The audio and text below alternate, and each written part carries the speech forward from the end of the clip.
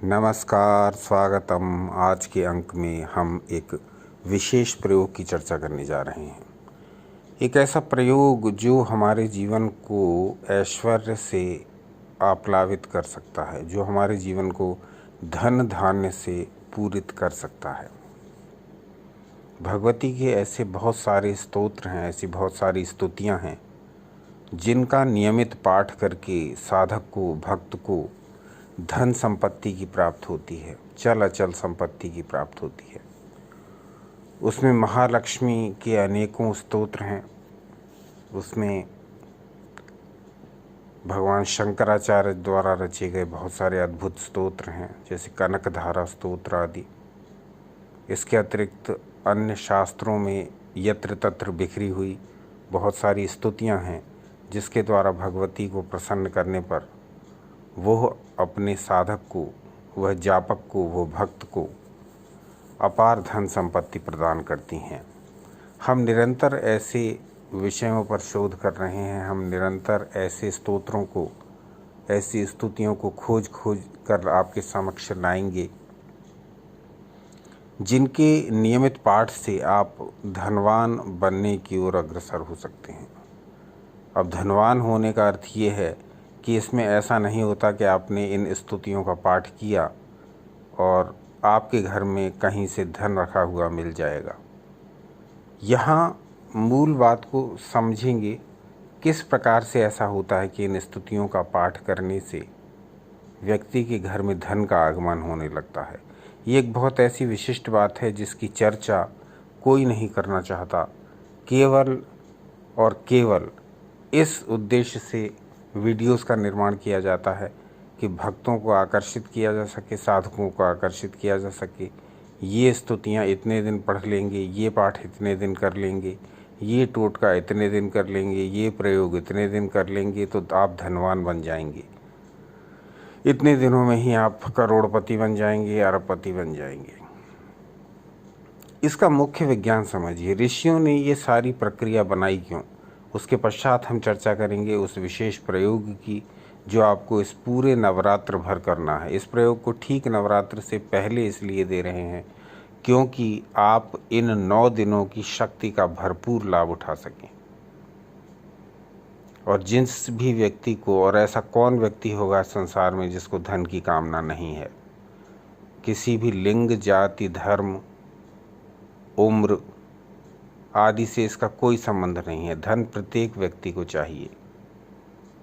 तो आज यहाँ एक ऐसा प्रयोग बताएंगे जिसके द्वारा आपको धन की प्राप्ति होगी इसी नवरात्र में साधना करके। और वो प्राप्ति होती कैसे है, इस विज्ञान पर भी थोड़ी चर्चा करने, क्योंकि अधिकांश लोग इसको एक चमत्कार की तरह देखते हैं। अधिकांश लोग इस प्रकार के स्तोत्रों आदि पर ध्यान नहीं देते, उनकी उपेक्षा करने लगते हैं। वो सोचते हैं कि धन तो परिश्रम से आता है, धन तो भागदौड़ से आता है, धन तो धन कमाने के स्रोतों में लगे रहने से आता है। इसका स्तुतियों से क्या अर्थ, इसका दैवी शक्तियों से क्या अर्थ, इसका ऐसे श्लोकों, सहस्त्रनामों या अन्य पाठों के प्रयोग से क्या अर्थ, जब हमें भाग दौड़ करके, जब हमें परिश्रम से, जब हमें अपने काम में लगे रहकर ही पैसा कमाना है या पैसा उसी तरफ से आता है। अब यहाँ हम इस उदाहरण को देख लें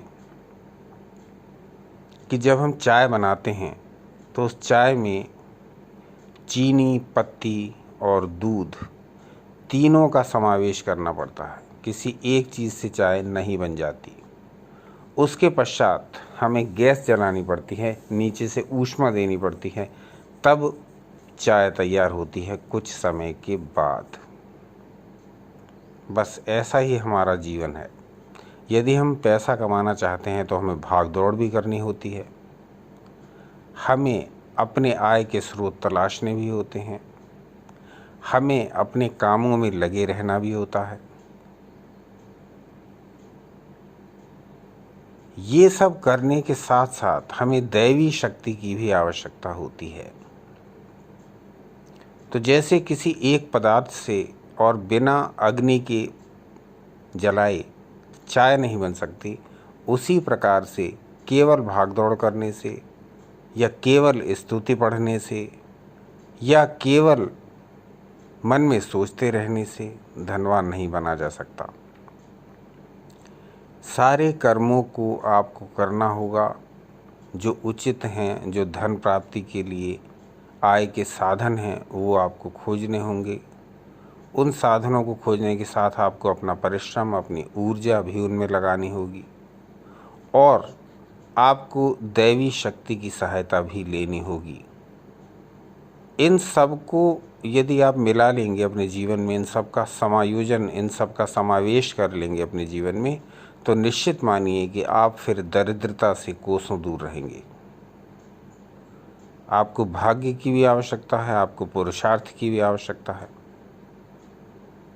इस जीवन में भाग्य भी फलित होता है, पुरुषार्थ भी फलित होता है, लेकिन यदि आप इन दोनों में से किसी एक का आश्रय लेकर के उसको पकड़ करके ही बैठ जाएंगे तो फिर आपके जीवन में कुछ नहीं मिलेगा।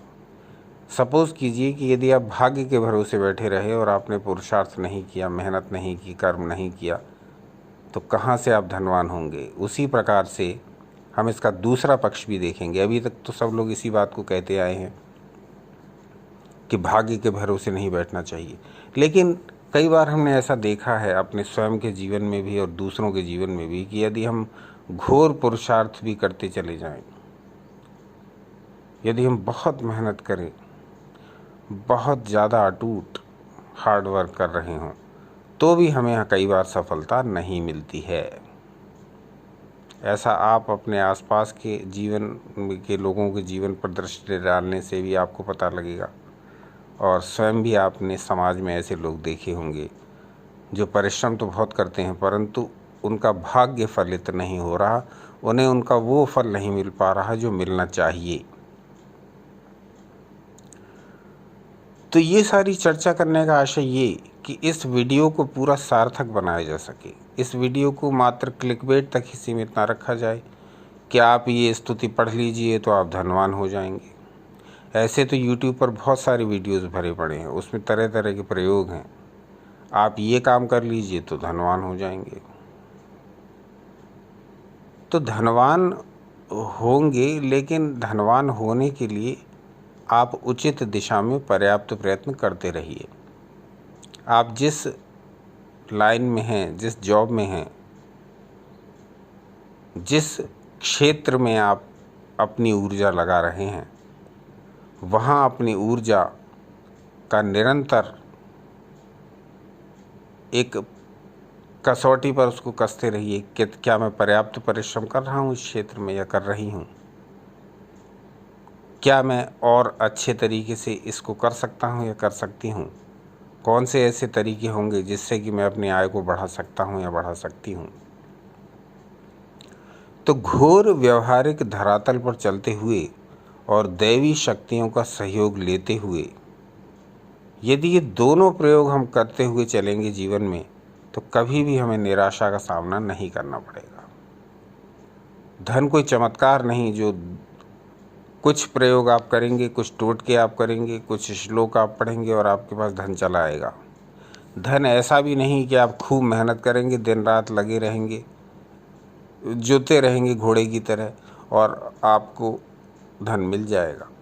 नहीं, भाग्य और पुरुषार्थ दोनों का सामंजस्य आपको चाहिए। भाग्य और पुरुषार्थ का जब बैलेंस बनेगा आपके जीवन में, अब उसमें बहुत सारी बातें भी काउंट होती हैं। वो आपके पूर्व जन्म के संस्कार, कर्म, आपकी जन्म कुंडली में ग्रहों की स्थिति, ये सारी बातें अपनी जगह हैं और इनका कुछ ना कुछ प्रभाव हमारे जीवन पर पड़ता भी है। लेकिन इसीलिए ये वीडियो बनाया गया है कि जब हम पुरुषार्थ तो पूरा कर रहे हैं परंतु हम धनवान नहीं बन पा रहे हैं, तब क्या किया जाए। तब फिर ये प्रयोग जो आपको बताएंगे वो आपको करना है। अपनी मेहनत निरंतर जारी रखनी है, अपने पुरुषार्थ में कोई कमी नहीं आने देनी है, अपनी जो धन कमाने की व्यवस्था है उसे पूरी तरह सुचारू रूप से निरंतर सक्रिय रखना है। नित्य प्रति, ऋषियों ने कहा कि नित्य प्रति जब जागो तो सबसे पहले धन कमाने के लिए प्रयत्न करो। ऐसे बहुत सारे वाक्य हैं अथर्ववेद में। तो जब हम ये अनुमान लगा लेंगे और जब हम ये निश्चय कर लेंगे कि मेरा जीवन पूरी तरह से निर्भर करेगा मेरे अपने पुरुषार्थ पर और मेरे अपने भाग्य पर, तब फिर हम कन्फ्यूजन से हम बचे रहेंगे। किसी भी प्रकार का अब हमारे भीतर संशय संदेह नहीं रहा। क्यों नहीं रहा? क्योंकि अब हमने निश्चय कर लिया कि धन कमाना हमारे भाग्य और पुरुषार्थ दोनों पर डिपेंड करेगा, ना कि किसी चमत्कार की हम आशा करें जहाँ की हम कुछ विशेष कर्म करेंगे तो हमारे पास धन दौड़ा चला आएगा। ये एक बेसिक बात थी जो प्रत्येक उस व्यक्ति को समझनी चाहिए जो इस प्रकार के वीडियोस पर क्लिक करते हैं जहां धन कमाने के लिए विभिन्न प्रकार के प्रयोग दिए हुए हैं, चाहे वो मंत्र हों, चाहे वो श्लोक हों, चाहे वो टोने टोटके हों, चाहे वो किसी भी प्रकार की अन्य विधियां हों, चाहे वो तांत्रिक प्रयोग हों। ये बात मन में स्पष्ट रूप से बिठा लीजिए कि भाग्य और पुरुषार्थ दोनों का उचित सामंजस्य ही आपको अत्यधिक धनी बना सकता है, और ऐसा छोटा मोटा धनी भी नहीं, दारिद्र्य को दूर करने वाला भी नहीं, फिर वो बहुत उच्च स्तर का भी आपको धनी बना सकता है। बस आपको ये बात मन में बिठा लेनी होगी कि मुझको दैवी शक्तियों की सहायता और मुझको मेरा अपना पुरुषार्थ, इन दोनों में से किसी भी चीज़ में कमी नहीं करनी है। यानी देवी देवता को प्रसन्न करने की अब आपकी चेष्टाएं वो निरंतर जारी रहनी चाहिए, और आपके अपने पुरुषार्थ जिनके द्वारा आपके घर में धन का आगमन होता है वो भी निरंतर जारी रहना चाहिए। तो इसे एक प्रवचन की तरह ना लें, बल्कि इसे एक टॉनिक की तरह लें जो आपके शरीर का पोषण करता है। यहाँ आपको वो बातें बताई जा रही हैं जो घोर व्यवहारिक हैं, जिनके बारे में आमतौर से चर्चा नहीं होती, और विशेषकर उन वीडियोज़ में जहाँ धन कमाने, व्यक्ति की दरिद्रता दूर करने के निरे उपाय बता दिए जाते हैं मैकेनिकली। ये कर लीजिए तो वो हो जाएगा, वो कर लीजिए तो ये हो जाएगा। उन सब शक्तियों का कार्य आग में घी डालने जैसा है। पुरुषार्थ की आग को प्रज्वलित करिए, नित्य प्रति उस आग को जलाते रहिए, उस आग को बुझने मत दीजिए। पुरुषार्थ की आग आपने जला दी, मेहनत करने की ओर आप बढ़ गए, अपनी आय के साधनों को आप निरंतर बढ़ाते जा रहे हैं, आप उन अपनी आय को बढ़ाने के लिए निरंतर प्रतिदिन प्रयत्न करते जा रहे हैं, तो एक प्रकार से आपने अग्नि प्रज्वलित कर ली। अब इस अग्नि में अब आप दैवी कृपा की हवन सामग्री डालिए, घृत डालिए, तो निश्चित रूप से ये अग्नि प्रज्वलित होती चली जाएगी। पुरुषार्थ की अग्नि में दैवी कृपा का घी, ईंधन और हवन सामग्री यदि पड़ती चली जाएगी तो निश्चित रूप से आपका जीवन एक धनी जीवन होगा, एक सुखद जीवन होगा, एक दरिद्रता से रहित जीवन होगा, एक संपन्नता से सहित जीवन होगा। ये ऐसी मोटी मोटी बातें हैं जो शास्त्रों में लिखी हुई हैं, परंतु सामान्य जन इन बातों को न सुन करके केवल उन्हीं आकर्षक बातों को सुनना चाहता है जो उसे YouTube पर बहुत आसानी से उपलब्ध हैं। ये प्रयोग करेंगे तो वो हो जाएगा। तो धनवान बनने के लिए सबसे पहले आपको अपनी योग्यताओं, आपको अपनी जो कमियां हैं, योग्यताएं और कमियां दोनों पर ध्यान देकर कमियों को दूर करना होगा, योग्यताओं को बढ़ाना होगा, अपने पुरुषार्थ को निरंतर जारी रखना होगा, और दैवी कृपा प्राप्त करने के लिए भी तरह तरह के प्रयोग आपको करने होंगे। तो मूल बातें हम समझ लें तो उसके पश्चात ये बहुत आसान हो जाता है कि अब हम दैवी कृपा प्राप्त करने की ओर बढ़ें, जिससे कि हम अपने दैनिक जीवन में जो भी मेहनत कर रहे हैं, जो भी परिश्रम कर रहे हैं, उसमें ये दैवी कृपा आग में घी का काम करे और निश्चित रूप से हम दरिद्रता से दूर रहेंगे, निश्चित रूप से हम धनवान बनेंगे। क्योंकि आप जानते हैं कि हमारे ऋषियों ने एक से एक बढ़कर ग्रंथ की रचना की हर विषय पर। उनके आयुर्वेद में बताए हुए सिद्धांत आज की मेडिकल लेबोरेटरी में जब टेस्ट किए जाते हैं तो उन औषधियों का वही गुण निकलता है जो उन्होंने बिना मशीनों से टेस्ट किए आज से लाखों वर्ष पूर्व हमें बता दिया था। तो ऋषियों के जो सारे सिद्धांत हैं वो समय की कसौटी पर खरे उतरे हुए हैं और उन्होंने बड़े परिश्रम के पश्चात ये सारी चीज़ें हमें हमारे समक्ष दी थी। तो अब आप सोचिए कि क्या कारण है कि उन्होंने जो स्तोत्र बनाए, उन्होंने जो स्तुतियाँ बनाई, उन्होंने जो श्लोक बनाए, तो वो अलग अलग हमारे जीवन की समस्याओं को दूर करने के लिए बनाए थे। हमारे पास बहुत सारे ऐसे शास्त्र हैं जिसमें जीवन की अलग अलग समस्याओं को दूर करने के लिए ऋषियों ने जो उपाय बताए वो सब हमारे पास संग्रहित हैं। धीरे धीरे करके वो सब हम आपके समक्ष देंगे। पर चूंकि आज का विषय धन का है और नवरात्र का पवित्र पर्व आने वाला है, तो हमने सोचा कि आपको एक ऐसा वीडियो बना करके दिया जाए जिसमें धन आगमन संबंधी आपकी लगभग सभी समस्याओं का समाधान एक ही वीडियो में किया जाए, जिसके द्वारा आप धन की प्राप्ति, दरिद्रता से मुक्ति के संबंध में एक ही स्थान पर पूरा जान पाएं। तो ये इतनी लंबी चर्चा हमने इसलिए की क्योंकि धन आगमन एक ऐसा विषय है जो प्रत्येक को चाहिए, लेकिन प्रत्येक व्यक्ति इस विषय में पूरी तरह गंभीर नहीं है। वो येन केन प्रकारेण, इस ओर से उस ओर से, ऐसे तैसे, उस माध्यम से इस माध्यम से, कैसे भी करके धनवान बनना चाहता है, परंतु धन इस प्रकार से जब आता है तो वो अपने साथ विपत्तियाँ, शोक, दुख, क्लेश, संकट और मृत्यु लाता है। आप स्वयं जानते होंगे इंटरनेट के इस युग में कौन अज्ञानी है, कौन अनजान है। ऑनलाइन गेम से कितने घर बर्बाद हुए, इसी प्रकार से बैटिंग आदि की कितनी जो चर्चा चल रही है कि यहाँ उसने इतने का कर्ज ले करके वहाँ लगा दिया, उतने का घर से पैसा चुरा करके वहाँ लगा दिया, और अंत क्या हुआ ये सब हम आए दिन देखते ही रहते हैं मीडिया के माध्यम से। तो ये प्रवृत्ति, ये दुष्प्रवृत्ति हमारे भीतर तब पनपती है जब हम धन आगमन के सस्ते सरल रास्ते ढूंढने का प्रयास करने लगते हैं। भाई इधर से पैसा आ जाए, भाई उधर से पैसा आ जाए, कहीं से भी पैसा आ जाए, कैसे भी पैसा आ जाए, बस मैं धनवान बन जाऊं।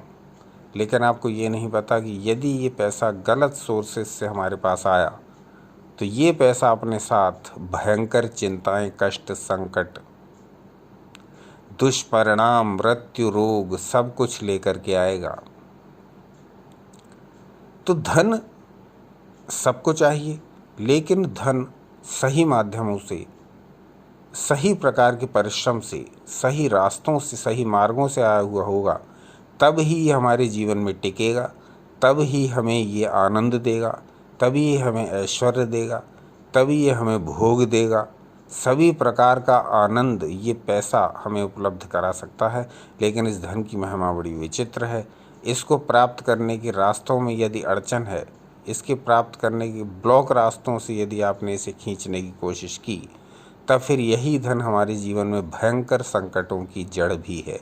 इस धन के विषय में हमारे शास्त्र बहुत कुछ कहते हैं। धीरे धीरे करके हम सारी बातें आपके समक्ष रखेंगे।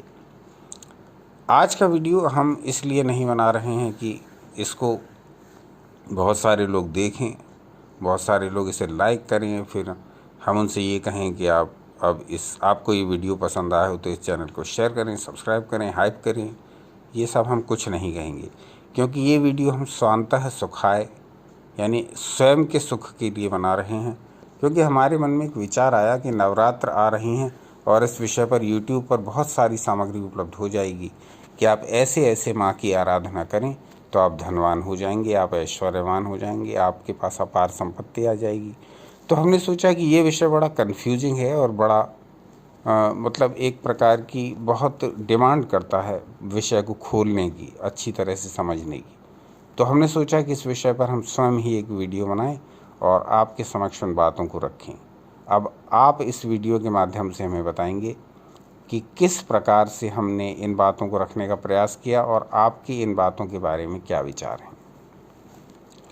तो ये सारी बातें वो थीं कि जब हम धन आगमन के विषय में पूरी तरह से जब हम श्योर हो जाएं कि हाँ, भाग्य और पुरुषार्थ दोनों चाहिए हमको इस जीवन में धन प्राप्ति के लिए,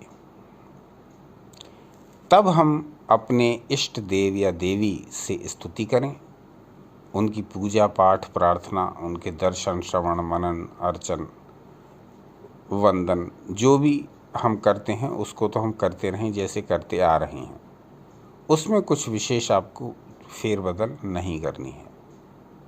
बस आज एक उस प्रयोग की चर्चा कर रहे हैं जिसमें इस नवरात्र के पवित्र पर्व पर, जो कि अब शीघ्र ही 1-2 दिन बाद प्रारंभ होने वाला है, उस नवरात्र के पवित्र पर्व से आप इस प्रयोग को यदि प्रारंभ कर देंगे तो यह आपके जीवन का एक टर्निंग पॉइंट सिद्ध हो सकता है।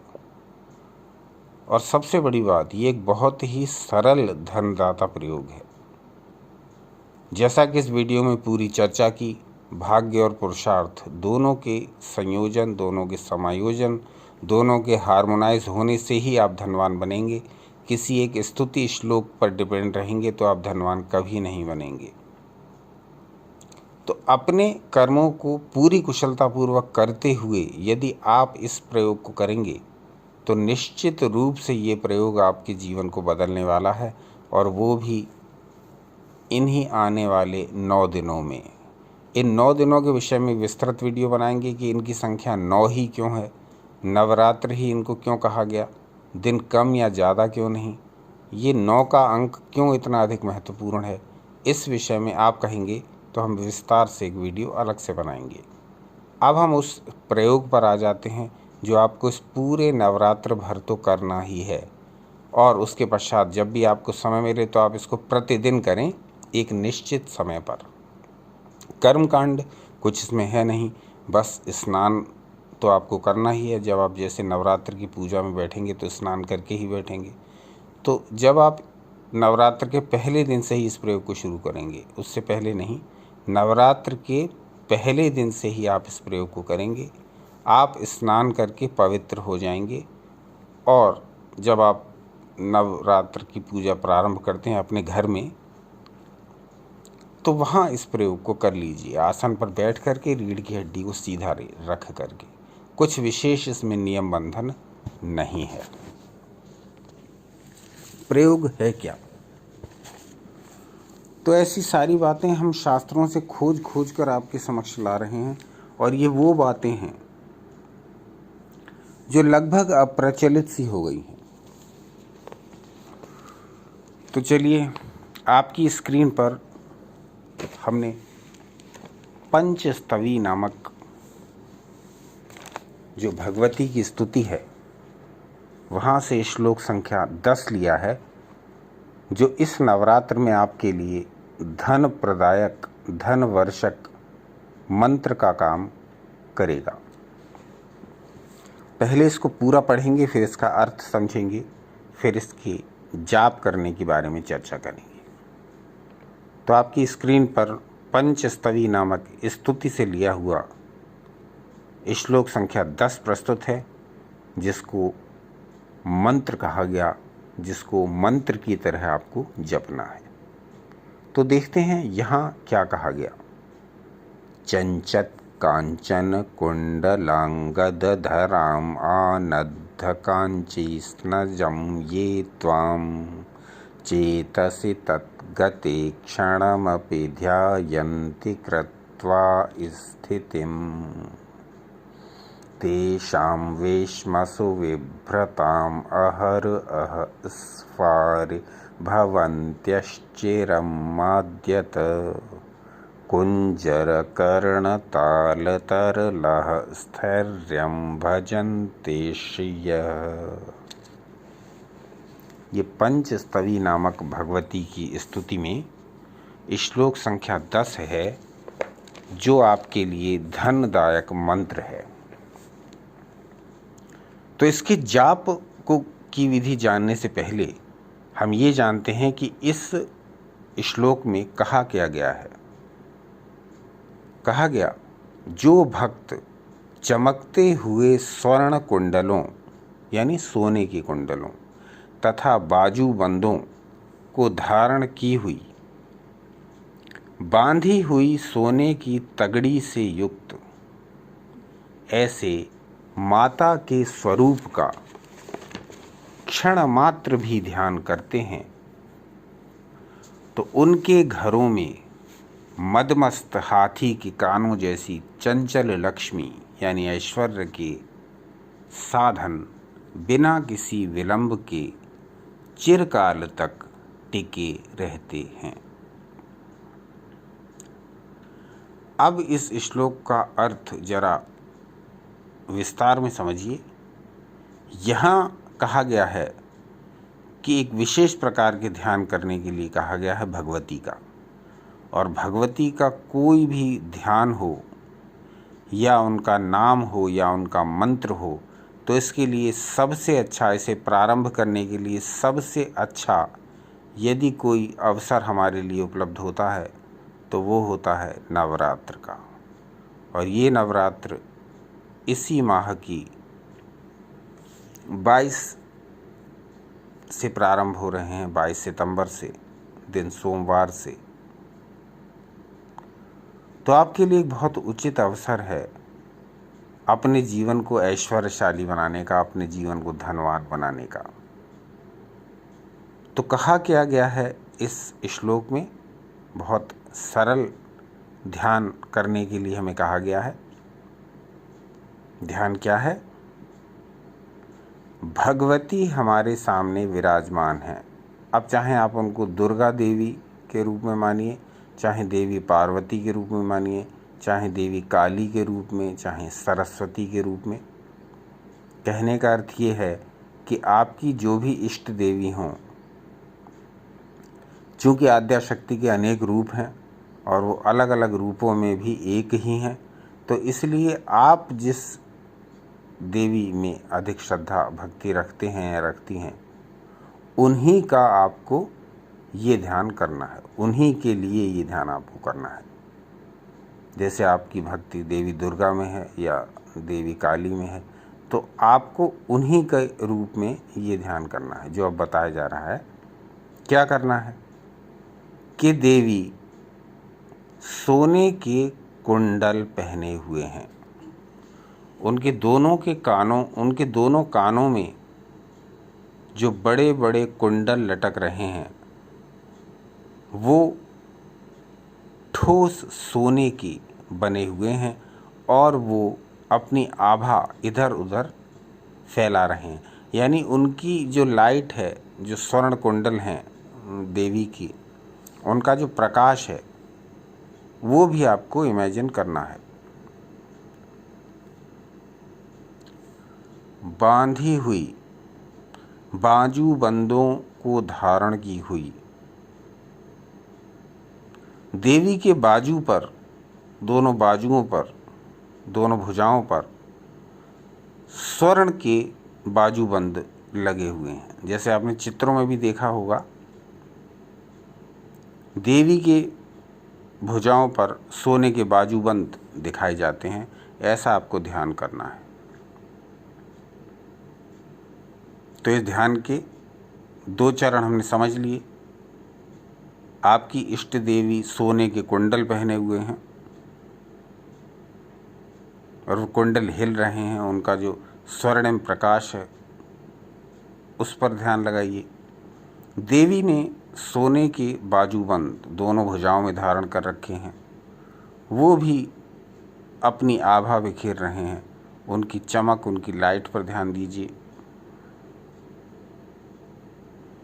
आगे कहा गया, सोने की तगड़ी देवी पहने हुए हैं, करधनी जो कमर में पहनी जाती है, बेल्ट जैसी जो परिधान होता है, वो आभूषण होता है, वो देवी पहने हुए हैं, एक बहुत चौड़ी बेल्ट सोने की अपनी कमर में धारण किए हुए हैं, जिसे तगड़ी कहा गया। तो वो भी सोने की बनी हुई है और उसमें से भी आभा निकल रही है, स्वर्णिम आभा। ये सब ध्यान जब आप करेंगे तो आपको एक बात और ध्यान में लेनी है कि देवी, जो भी आपकी इष्ट देवी हैं, और वो ये आभूषण धारण किए हुए हैं और उनका ध्यान आप कर रहे हैं, तो आपको ये ध्यान देना है कि देवी मंद मंद मुस्करा रही हैं।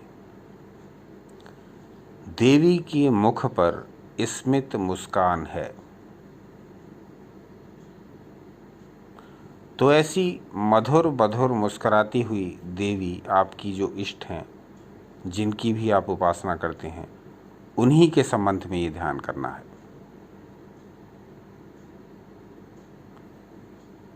किसी एक विशिष्ट देवी को लेकर के नहीं, बल्कि जो आपकी इष्ट हैं उन्हीं को लेकर के ध्यान करना है।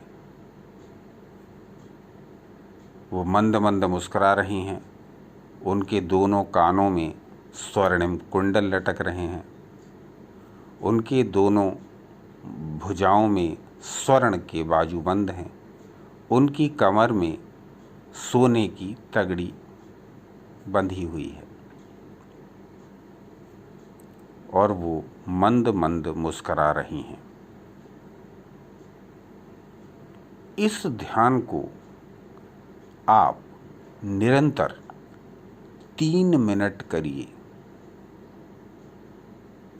इस ध्यान को 3 मिनट तक धारा प्रवाह रूप से करिए और प्रयास ये करिए कि आपकी आज्ञा चक्र में ये ध्यान हो, भ्रूमध्य में, दोनों भौहों के बीच वाले स्थान में ये ध्यान हो। अब इस ध्यान के दौरान आपको न तो कोई नाम जपना है, न कोई मंत्र जपना है, न कोई स्तुति, न श्लोक, कुछ नहीं। केवल और केवल आपको ये ध्यान करना है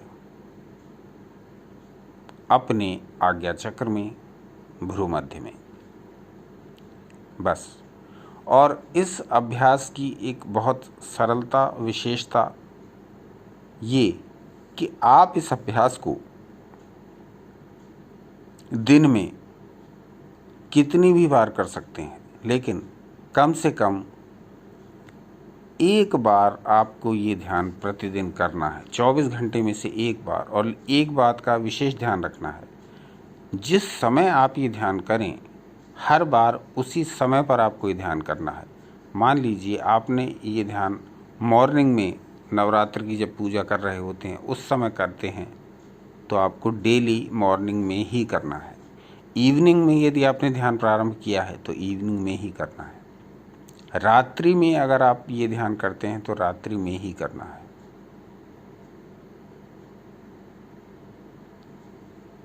प्रयास ये करिए कि जब आप इस ध्यान को करने बैठें तो कुछ सुगंधित प्रज्वलित कर लीजिए अपने आसपास, जिसमें से सुगंधित धुआं निकले, जिससे आसपास की जो एनर्जी है वो एक विशेष प्रकार की दैवीय आवाहन वाली ऊर्जा को आकर्षित करती है।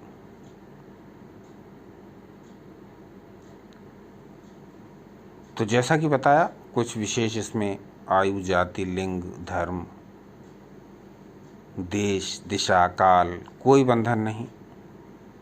बस खाली आपको अपनी इष्ट देवी का स्वर्णिम आभूषणों के साथ इस प्रकार से ध्यान करना होता है। रीढ़ की हड्डी को सीधा रखते हुए बैठा करिए जब भी ध्यान करें। पूजा करने बैठें तो ही इस ध्यान को कर लिया करिए, अलग से समय न देना चाहें। और अलग से समय देना चाहें तो फिर दिन में 3 बार भी इसको कर सकते हैं। मॉर्निंग में भी करिए, अपराह्न में भी करिए और सायंकाल को भी करिए। देवी की भक्त जो साधनाएं रात में किया करते हैं वो इस ध्यान को रात के नीरव अंधकार में प्रगाढ़ शांति में भी कर सकते हैं। जितना अधिक आप इस ध्यान में डूबते जाएंगे, जितना अधिक आपकी आवृत्तियां, आपकी निरंतरता इस ध्यान के प्रति बढ़ती जाएगी, देवी की कृपा धन प्राप्ति के संदर्भ में आपके लिए अत्यधिक सुलभ होती जाएगी। ये एक ऐसा विशिष्ट प्रयोग है जिसको हजारों वर्षों से जो शाक्त साधक हैं वो करते आ रहे हैं। अपनी धन संबंधी आवश्यकताओं की पूर्ति करने के लिए, अपने दरिद्र साधकों को धन का लाभ पहुंचाने के लिए। जैसा कि एक बार शंकराचार्य जी ने एक दरिद्र व्यक्ति की दरिद्रता से दुखी होकर के कनकधारा स्तोत्र की रचना कर दी थी। तो इसी प्रकार का ये एक विशिष्ट श्लोक है, विशिष्ट मंत्र है, जो भगवती की पंचस्तवी स्तुति का एक भाग है, जिसको मंत्र की तरह महत्वपूर्ण माना गया है, क्योंकि इसको आप पढ़ें और इसके अनुसार ध्यान करें। यदि इसे मूल संस्कृत में ना पढ़ पाएं तो आप बस ये ध्यान ही कर लिया करें जो इसमें दिया हुआ है। इस ध्यान मात्र से देवी के स्वर्ण आभूषण पहने हुए ध्यान मात्र से आपके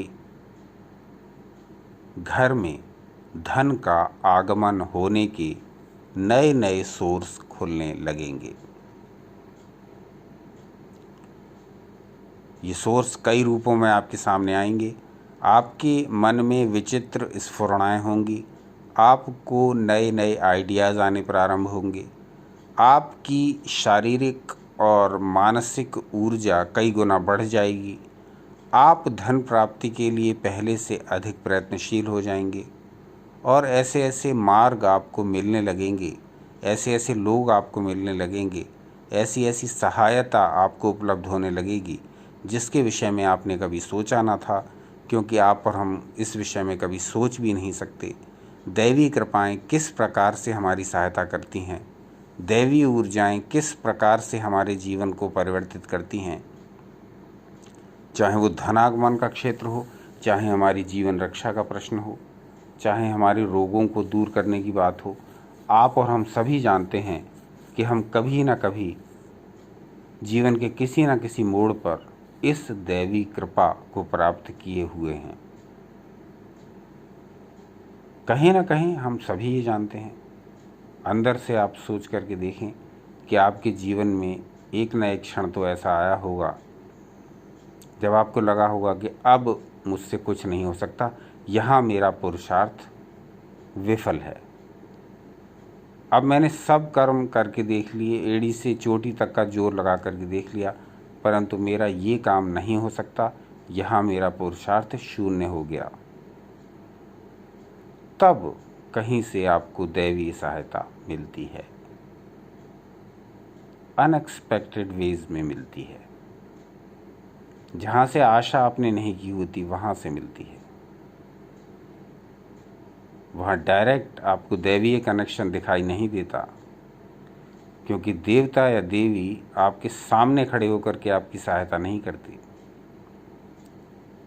वो ऐसे माध्यम चुनते हैं जिनके द्वारा आपकी सहायता भी हो जाती है और आपको पता भी नहीं चलता कि ये सहायता आई कहाँ से थी। तो ये कहने सुनने की बात नहीं, ये अनुभव करने की बात है। आप ध्यान दे करके देखेंगे तो आपको स्वयं पता लगेगा कि आपके जीवन में भी कुछ ऐसी घटनाएं हुई थीं या हुई हैं जहां दैवीय सहायता के बिना वो कार्य आपका होना संभव ही नहीं था। उसी प्रकार से धन आगमन है। इंटरनेट के इस ज़माने में जब धन आगमन की बहुत सारी विधियां बताने वाले वीडियोस भरे पड़े हैं, तो हमने सोचा कि क्यों ना इस विषय में अपने मन के भीतर भरे हुए भावों को ज्यों का त्यों आपके सामने प्रस्तुत कर दिया जाए। बहुत कम लोग ऐसे हैं जो इस वीडियो को पूरा देखेंगे, और हम चाहते भी यही हैं कि बहुत कम लोग इस वीडियो को पूरा देखें, क्योंकि अच्छी बातों का वक्ता और अच्छी बातों का श्रोता, शास्त्रों ने कहा, ये दोनों ही दुर्लभ होते हैं। 40 मिनट आपने अपने जीवन से दिए इस वीडियो को देखने के लिए, ये एक बहुत बड़ी बात है। आज की वीडियो के बारे में अपने विचार बताइए, और इस विषय में हम क्या और आपके सामने प्रस्तुत करें, ये भी